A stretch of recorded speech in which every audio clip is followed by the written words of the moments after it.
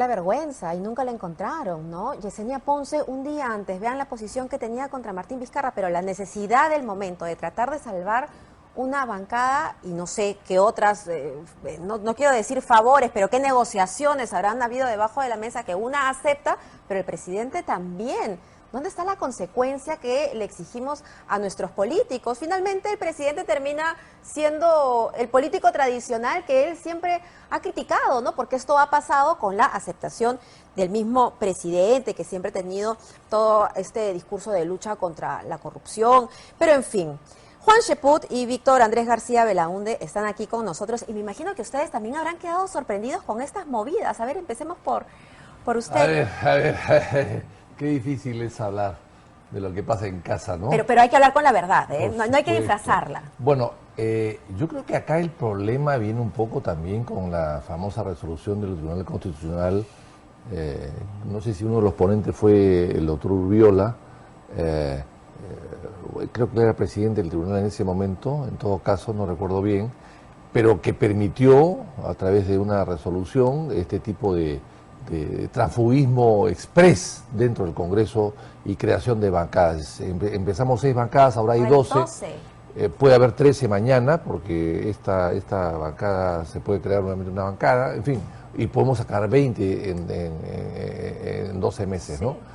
Es ingobernable un Congreso de esa naturaleza, y sobre todo no por el número solamente de las bancadas, sino porque ahí se juntan cualquier cosa. Se juntan en torno a un puesto, o a una comisión, o a un viaje, o qué sé yo. Se juntan en torno a cosas menores, menudas y menores. Y sin conocerse inclusive a veces, ¿no? Entonces se convierte esto en casi como una cachina, ¿no? Tú necesitas un repuesto para tu automóvil y en vez de ir a un distribuidor te vas a la cachina. Eso es un poco lo que está pasando. Y claro, eso no ayuda al Congreso, eso es evidente, ¿no? Y no ayuda al país en general, no ayuda a la democracia, no ayuda a la gobernabilidad, no ayuda a la clase política, no ayuda a la clase dirigente. Ahora, eso de allá no se puede decir que sean políticos, pues, porque son todos, muchos de ellos improvisados. Están gente que llega a la política a buscar un objetivo y actúan de esa manera, ¿no? Como serán las próximas elecciones, porque recordemos que no hay reelección, ¿no? Pero bueno. Pero eso no es lo que pudo haber pasado desde el inicio con Peruanos por el Cambio, porque lo recordábamos, ¿no? Era una bancada que empezó con 18 congresistas. Creo que 19. 19, porque Vieira se fue casi de inmediato, y ahora quedó con 4 y con este parche, ¿no? Que es Yesenia Ponce. Entonces, estamos hablando de una bancada que originalmente también juntó a Perro, Pericote y Gato, y gente que quizás no tenían los mismos intereses. Juan Cheput, tú has formado parte de esa bancada. Claro, yo reconozco que la bancada tenía orígenes diversos y no necesariamente políticos, inclusive los que estamos viendo que se han quedado, como acertadamente ha señalado Vitocho, son en su mayoría empresarios, ¿no? Gente que no necesariamente tiene una trayectoria política. Pero tenemos que ver la actuación del presidente en este resultado, ¿no? El presidente de la República, a través de funcionarios, es el que llama a Yesenia Ponce, la convence. Y no olvidemos que Yesenia Ponce no solo criticó al presidente en este tema del moqueguazo. Yesenia Ponce votó por la inmunidad en contra de la llamada esencia del presidente de la República. Y eso demuestra la inconsistencia del presidente, la incoherencia en sus postulados, que no le importa al final. Él critica al Congreso, ¿no? Han destruido mi esencia, ¿no? En el tema de la inmunidad y por eso quiero adelantar elecciones. Y sin embargo, llama a la persona que votó en contra de sus postulados. Es un acto desesperado, sin duda, pero demuestra la incoherencia del presidente, y eso tiene que quedar claro para toda la opinión pública. El presidente vende la idea de que él es un impoluto, que está luchando contra la corrupción, y llama a una señora que está pendiente sus resultados en ética de una suspensión de 60 días. Que lo insultan de ayer y que vota en contra de la esencia del gobierno. Totalmente de acuerdo, pero vamos con lo que sucedió antes, con las renuncias, porque claro, el documento que han enviado estos 3 congresistas, Arauz, Bruce y Choquehuanca, dice que tenían problemas internos, que no había democracia interna, pero ¿qué es lo que realmente sucedió? Yo no lo sé internamente, no soy parte de esa bancada, pero yo creo que acá hay que insistir lo que ha dicho Juan, en el sentido de que esto no son políticos los que están actuando así. son improvisados, son gente, hombres de negocios, comerciantes, en fin, vendedores, en fin, gente común y corriente que quiere hacer política y está aplicando sus normas de conducta personal a la política. Pero Mercedes Arauz no es una improvisada, Mercedes Arauz es una política de tiempo, y es la que ha sido ministra y es la vicepresidenta. ¿Qué significa que ella haya renunciado a la bancada oficialista, que esté jugando ahora para un equipo diferente que el presidente? Bueno, pero eso es otra cosa, ¿no? Ese es un tema diferente al que hemos visto con el caso de Yesenia y la bancada que se ha quedado los remanentes, manca, ¿no? Y que ha ido a la cachina y a buscar un repuesto. No, lo que el caso de Mercedes es diferente, es un distanciamiento que se ha hecho evidente después de muchos impases, por decirlo de alguna manera, y de muchos desencuentros entre ella y el presidente, que vienen desde la época de Kuczynski, no es de ahora, y que evidentemente han sido coronados con una actitud de sacarla a ella de la Comisión de Economía sin avisarle. Primero, que no le avisaron que iba a renunciar un año antes a su cargo del Congreso y ser vicepresidenta. Primero, que una cosa elemental, si tú vas a meterte a tu casa y llevarte un mueble, por lo menos avísame que vas a llegar a mi casa a llevarte un mueble, pásame la voz por lo menos, ¿no? O permiso, qué sé yo. Pero acá tomaron una decisión por ella, que le corresponde tomarla a ella, la tomaron sin consentimiento de ella. O sea, ya eso es una falta de cortesía. Entonces lo que está haciendo es describiendo cuál es la gota que derramó el vaso. El hecho de que a ella, que ya prácticamente había asumido como presidenta de la Comisión de Economía, la hayan retirado. ¿Quién dio la orden para que la retire? ¿Fue un acuerdo de bancada o fue el mismo presidente? No, yo creo que eso viene de Palacio. Miren, en el caso de Ana María Choquehuanca, ella ya había manifestado su disconformidad con que no se le haya tomado en cuenta en la discusión del Plan Nacional de Competitividad, siendo ella una de las personas que más sabe de pymes en el país. Yo la conozco ella como 25 años, gracias a Chela Fernández Vaca, que siempre me decía, en Arequipa hay una persona en primera que es Ana María Choquehuanca, inclusive cuando yo era ministro de Trabajo, Graciela Fernández Vaca, me decía, coordina con esa señora que es la que conoce el tema de MIPES, es decir, ampliamente conocedora. Y sin embargo, experta, es una mujer muy valiosa, Ana María. Y sin embargo, no se le toma en cuenta para el Plan Nacional de Competitividad. En el caso de Mercedes Arauz, yo creo que ha habido una seguidilla de actos descorteses. Primero, el tema de los saludos. En segundo lugar, no tomarle en cuenta para sesiones en las cuales se requiere por lo menos de una posición política, ¿no? En el Consejo de Ministros. Luego el tema del baguazo, que para mí ha sido lo más descortés de los últimos tiempos en relación a una dama y a una persona que es de tu entorno político. Que fueron unas y declaraciones finalmente la gota que derramó el vaso, lo que es sacarla de la presidencia de Economía. Y en el caso de Carlos Brus, no olvidemos que en diciembre del año pasado, cuando nosotros tuvimos unas discrepancias con él y decidimos quedarnos un tiempo, él decía en diciembre del año pasado que no tenía ningún tipo de relación con Peruanos por el Cambio. Y sin embargo nosotros decíamos hay que insistir. Y luego en marzo de este año nos marchamos y él se queda, pero ya teníamos una distancia total de Palacio. El presidente siempre nos convocaba y decía, a partir de ahora nos vamos a reunir todas las semanas. Bueno, todas las semanas se convertía en meses. Ya, claro, y esa es la otra pregunta. Entonces no existe bancada. ¿Es la bancada de Peruanos por el Cambio la bancada oficialista? Y para culminar esta parte, en los últimos días, voceros de otras bancadas decían, nos reunimos permanentemente con Palacio. Lo decía Gino Costa, lo decían otros parlamentarios. Y sin embargo, los de la bancada oficialista de Peruanos por el Cambio decían, bueno, a nosotros no nos llaman. Y escuchaban a voceros de otras bancadas, sobre todo de Nuevo Perú y de la bancada liberal, que sí desfilaban por Palacio de Gobierno. Entonces había un ninguneo inaceptable.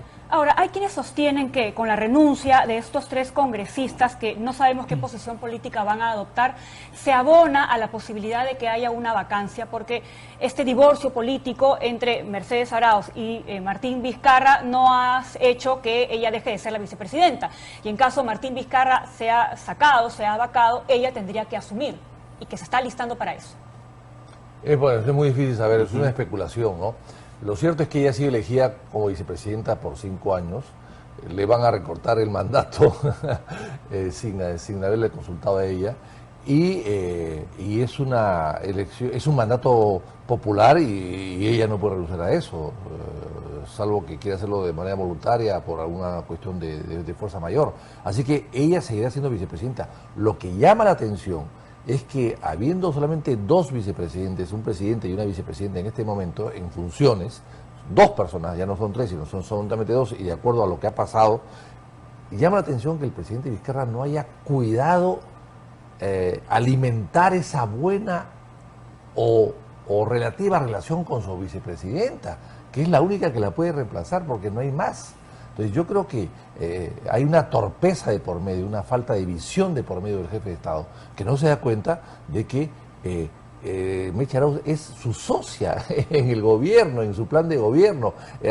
Inclusive parece, según lo que han contado la gente de Perú, de PPK, yo no sé, pero ellos lo han contado, inclusive Mechi Arauz fue la que le cedió el puesto para que él sea vicepresidente primero y ella segunda. Entonces, si hay todas estas consideraciones, entonces la pregunta es ¿por qué se lleva mal con su vicepresidenta? Esa es la pregunta, porque llevándolo esto a una metáfora de la vida cotidiana, si yo me peleo con todos mis amigos, no necesariamente es que todos mis amigos estén mal, algo debo tener mal yo. ¿Por qué es que el presidente termina expulsando a toda la gente que estaba a su alrededor, su propia bancada, que era el bastón que él tenía en el legislativo? ¿Por qué prefiere hacerlo en solitario? Mira, ¿Por qué prefiere gobernar así?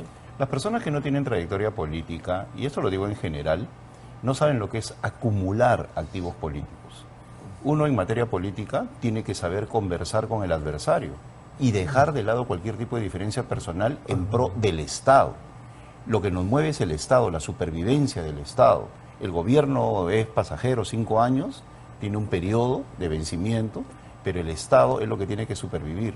Es por eso que los políticos estamos acostumbrados a ceder nuestras posiciones y sentarnos con aquellos con los cuales ayer hemos tenido una posición completamente antagónica en pro de la supervivencia del Estado. Pero el presidente no sabe acumular políticamente. Tanto él como Humala, dentro de los que yo he tenido el honor de conocer, son personajes que no convocan a los políticos a hablar de la situación, ¿no? Humala aislado, el presidente Vizcarra aislado, y por eso de repente no entienden la dinámica parlamentaria. Mercedes Arauz es una bisagra muy importante. Ella en más de una oportunidad ha logrado que gente, parlamentarios como Víctor Andrés, yo votemos con el oficialismo a pesar de tener posiciones inicialmente discordantes. Nos convencía con argumentos económicos, ¿no? Entonces lograba tejer un espacio político favorable al gobierno y sin embargo se pelean con ella. Claro, pero... ¿Y por qué? Porque creo que en el fondo está la inseguridad de la sucesión presidencial, que también es un problema histórico en el Perú. Sin duda, pero ahora... Mira, para terminar, ¿no? Sí. Vitocho y yo somos miembros del Consejo Directivo y de la Junta de Portavoces del Parlamento. Y ni ayer ni anteayer se está tocando el tema de la vacancia. Yo creo que el presidente, a través de sus voceros, quiere mantener vivo este tema, porque los escuchamos ellos sí hablar de la vacancia, porque con eso se victimiza. Pero en el Parlamento ni siquiera estamos hablando de ese tema. Pero es que ¿no será que el presidente finalmente está tomando como activo político la calle? De hecho, él lo ha mencionado en muchas ocasiones, cuando él habla con la prensa se refiere a la calle, a las movilizaciones. Más que la calle, a la turba, ¿no? Yo creo que más que a la calle le está haciendo... Incluso hizo un llamado a los jóvenes, ¿no? Pero la calle le ha pedido también que vote a Odebrecht y no lo ha hecho. La calle lo ha fusilado. La calle lo ha fusilado a él. Simbólicamente. Y simbólicamente, así es, ha hecho una pantomima desagradable. Eso se ve en el extranjero y la gente piensa que estamos en el Perú en la época de la selva, ¿no? Con la ley de la selva.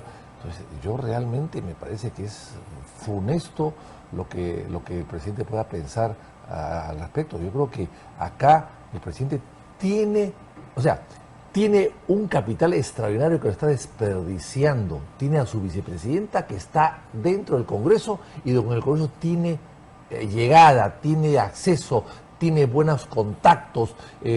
Durante 3 años ha hecho amistades. O sea, hay un capital político extraordinario que no lo está apreciando. Pero pareciera que ya no hay marcha atrás y que lo que sigue a continuación es efectivamente que todos se pongan de acuerdo, ya que la Comisión de Constitución está instalada para poder dar paso a las nuevas elecciones. Acá hay dos cosas, perdóname para terminar. Me dicen no. Acá hay dos cosas acá. O el presidente es muy torpe o tiene una estrategia diferente que no conocemos. ¿Por qué? Porque pelearse con su vicepresidenta, que está en el Congreso y que tiene contactos en el Congreso con todas las bancadas, con algunas mejor que con otras, con todas las bancadas, y si se pelea con ella es o porque no se da cuenta, es torpe, o sea... no hay cálculo. No hay cálculo, no hay visión, no hay inteligencia, etcétera, o tiene una estrategia que no conocemos, que quiere distanciarse de su presidenta, distanciarse del Congreso y hacer otra cosa.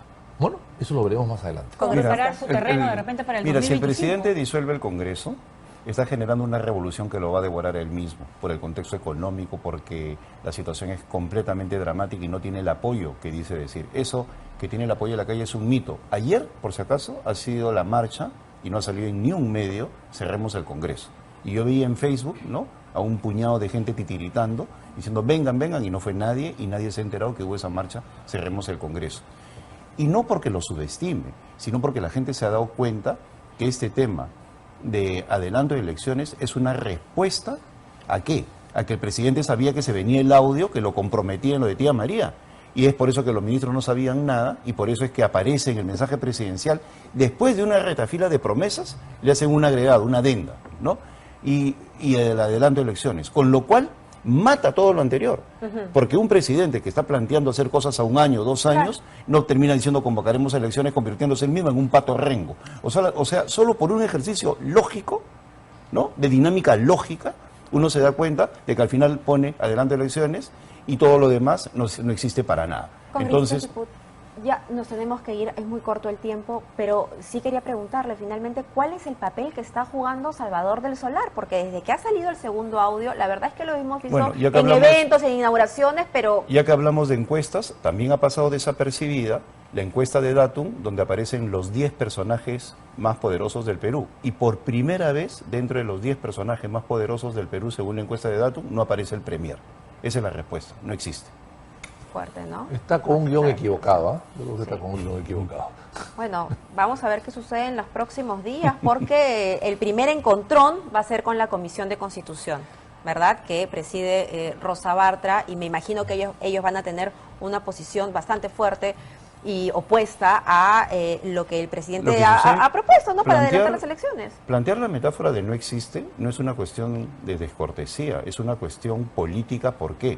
Porque un presidente necesita de un círculo de personas que le diga está desnudo. Y yo he tenido el privilegio de estar con primeros ministros, Lucho Solari, Carlos Ferrero, ¿no?, que no tenían ninguna duda en decirle al presidente está desnudo. Bueno, mientras el enemigo está en el Congreso de la República, la población va a seguir diciendo que el emperador tiene los ropajes. Y para terminar, acá mencionó unas entrevistas que acabo de ver que hablaba de Bustamante y de Odría, qué sé yo, y el Congreso en esa época, Mulder, ¿no? Yo le quiero decir lo siguiente: Bustamante gobernó 3 años, Odría gobernó 8 años. Los resultados económicos de Odría fueron mucho mejores que los de Bustamante, pero hoy día nadie recuerda a Odría, que gobernó 8 años y con bonanza económica, pero todos recuerdan a Bustamante.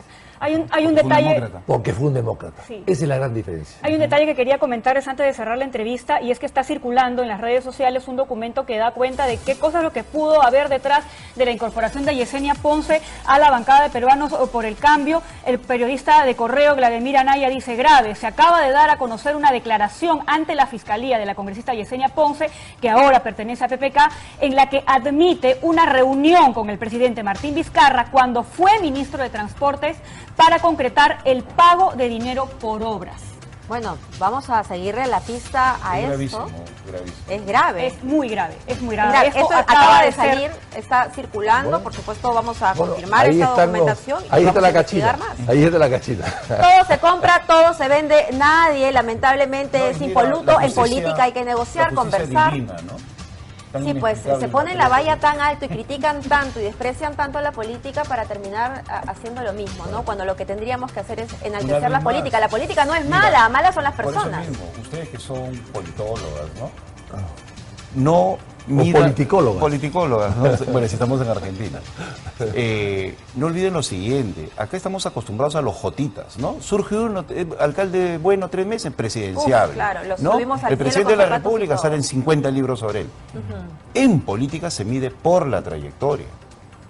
Y esa es una cosa que siempre se tiene que tener en cuenta. A un político se le mide por su trayectoria, es lo que Javier Vallerestra llama la biografía, ¿no? Miren su biografía. Acá surge cualquier espontáneo, el gran político, ¿no?